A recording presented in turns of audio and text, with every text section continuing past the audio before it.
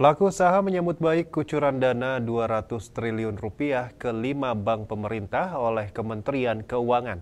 Kebijakan tersebut dilihat sebagai sebuah kesempatan bagi pelaku usaha untuk membuat konsep usaha yang lebih matang.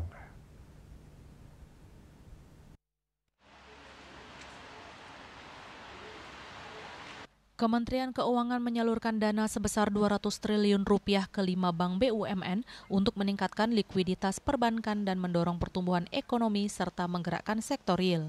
Dana tersebut dipindahkan dari Bank Indonesia dan ditempatkan sebagai deposito on call dengan porsi yang berbeda-beda untuk setiap bank berdasarkan klasifikasi modal intinya. Dana ini diharapkan dapat disalurkan untuk kredit sehingga dapat menggerakkan perekonomian nasional. Kebijakan ini disambut positif oleh pelaku usaha yang tergabung dalam Pengusaha Katolik Pukat Nasional.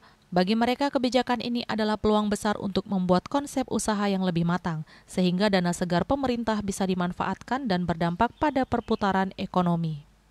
Dengan adanya kebijakan baru yang bagaimana mengendorse ekonomi bisa menjadi lebih hidup ya. Apalagi dengan kebijakan Menteri Keuangan menurunkan sejumlah anggaran melalui perbankan.